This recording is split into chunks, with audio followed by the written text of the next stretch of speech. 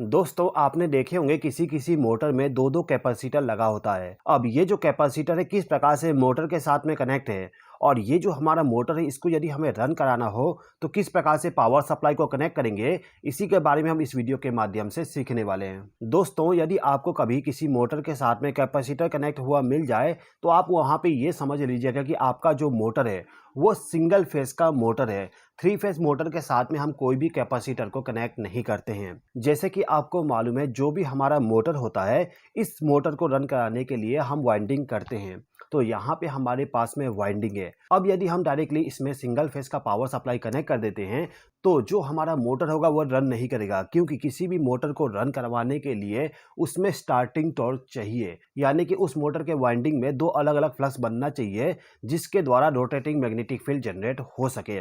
तो यहाँ पे हमारे पास में केवल सिंगल फेस का वाइंडिंग है तो हम इसके द्वारा किसी मोटर को रन नहीं करा सकते।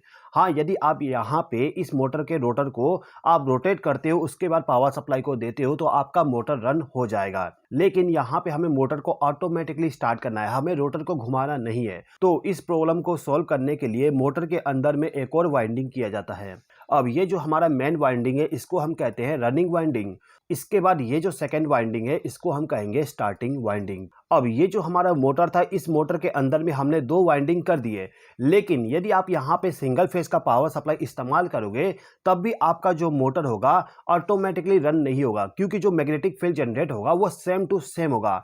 हमें चाहिए यहाँ पे दो अलग अलग टाइप के मैग्नेटिक फील्ड। तो दो अलग टाइप के मैग्नेटिक फील्ड को जनरेट करवाने के लिए आपको यहाँ पे कैपेसिटर इस्तेमाल करना पड़ेगा। यदि आपके मोटर का रेटिंग कम है, यानी कि 1 हॉर्स पावर तक का मोटर है, तो उस कंडीशन में केवल एक कैपेसिटर का इस्तेमाल करके हम मोटर को सेल्फ स्टार्ट करवा सकते हैं। लेकिन यदि आपके मोटर के साथ में लोड कनेक्ट रहेगा और उस कंडीशन में मोटर को चालू करना चाहती है तो उसके लिए चाहिए आपको हैवी पावर, यानी कि हैवी स्टार्टिंग टॉर्क। तो इसके लिए हम दो कैपेसिटर का इस्तेमाल करते हैं। दोस्तों ये जो हमारा स्टार्टिंग कैपेसिटर है इसका इस्तेमाल हम केवल मोटर को स्टार्ट करने के समय इस्तेमाल करने वाले हैं, यानी कि जैसे ही हमारा मोटर स्टार्ट हो जाएगा ये जो हमारा स्टार्टिंग कैपेसिटर है वो बाईपास हो जाना चाहिए। तो इस स्टार्टिंग कैपेसिटर को बाईपास करने के लिए हम यहाँ पे एक सेंट्रीफ्यूगल स्विच का इस्तेमाल करेंगे। ये जो हमारा सेंट्रीफ्यूगल स्विच होता है ये हमारे इस रोटर के साथ में कनेक्ट होता है, यानी कि रोटर के साथ में कनेक्ट होगा। आप उसका पिक्चर भी देख सकते हो। ये हमारा सेंट्रीफ्यूगल स्विच है जो कि रोटर के साथ में कनेक्ट होता है। अब जैसे कि मैंने आपको बताया कि ये जो हमारा मोटर है वो सिंगल फेस का मोटर है, तो हम यहाँ पे प्लग टॉप का इस्तेमाल करेंगे इस मोटर को चालू करने के लिए। ठीक है, अब ये जो हमारा कैपेसिटर है किस प्रकार से वाइंडिंग के साथ में कनेक्ट होगा उसको समझ लेते हैं। देखिए दोस्तों, आपको सबसे पहले क्या करना होता है कि ये जो हमारा रनिंग वाइंडिंग है और जो स्टार्टिंग वाइंडिंग है इन दोनों के एक एक सिरे को आपस में कनेक्ट कर देना है कुछ इस प्रकार से। इन दोनों को शॉर्ट करने के बाद इसी पॉइंट से एक वायर को कनेक्ट करके बाहर लेके आ जाइएगा। तो आप देख सकते हो कि जो हमारा वाइंडिंग है इस वाइंडिंग से हमें 3 वायर मिल रहा है। एक ये हो गया, एक ये वाला और एक ये वाला, यानी कि 3 सिरा हमें मिल गया कनेक्शन करने के लिए। अब ये जो रनिंग वाइंडिंग है इसका जो सेकंड सिरा है इस सिरे को ले जाके हम रनिंग कैपेसिटर के साथ कनेक्ट कर देंगे, यानी कि एक कैपेसिटर के वायर के साथ में इसको कनेक्ट कर देंगे। अब इस कैपेसिटर का जो दूसरा सिरा है इस सिरे को ले जाके हम स्टार्टिंग वाइंडिंग का जो दूसरा सिरा है इस सिरे के साथ कनेक्ट कर देंगे। कुछ इस प्रकार से हमारा कनेक्शन हो जाएगा। ठीक है, इसके बाद आपको क्या करना होता है कि ये जो हमारा प्लग टॉप है, यानी कि जो हमारा पावर सोर्स होगा उसका जो न्यूट्रल पावर सप्लाई होगा उसको लाके इस वायर के साथ में कनेक्ट करना है। ये जो हमारा वायर होगा ये हमारा हो जाएगा कॉमन वायर। तो हमारा जो न्यूट्रल पावर सप्लाई है इसको लाके हम कॉमन वायर के साथ में कनेक्ट कर देंगे। इसके बाद जो हमारा फेज सप्लाई होगा, फेज सप्लाई से एक वायर को ले जाके जो आपका रनिंग वाइंडिंग है इस रनिंग वाइंडिंग का जो एक सिरा है इस सिरे के साथ आप फेज सप्लाई को कनेक्ट कर दीजिएगा। तो हमने यहाँ से एक वायर को ले जाके इस वाले टर्मिनल पे इसको कनेक्ट कर दिए, यानी कि रनिंग वाइंडिंग को हमने डायरेक्ट फेज सप्लाई दे दिए।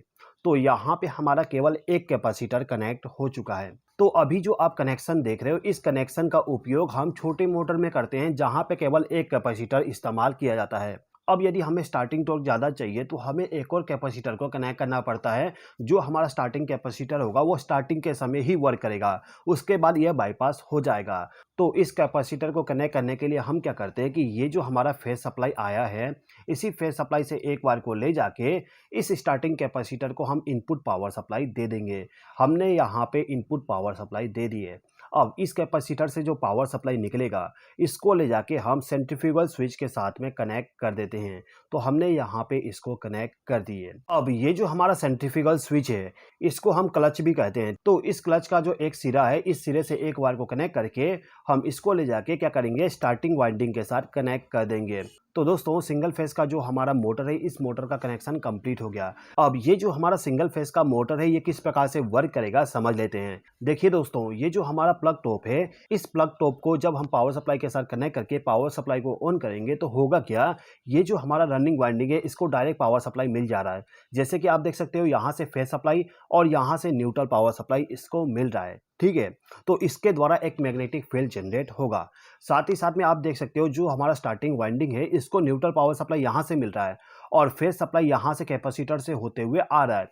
यानी कि जो हमारा स्टार्टिंग वाइंडिंग है इससे भी मैग्नेटिक फील्ड जनरेट होगा, लेकिन स्टार्टिंग वाइंडिंग का जो मैग्नेटिक फील्ड होगा इसमें थोड़ा सा चेंजेस होगा। यानी कि रनिंग वाइंडिंग का जो मैग्नेटिक फील्ड है और जो स्टार्टिंग वाइंडिंग का मैग्नेटिक फील्ड है इसका जो एम्पलीट्यूड होता है वो अलग अलग होता है, जिस कारण से दो अलग अलग टाइप का मैग्नेटिक फील्ड जनरेट होगा।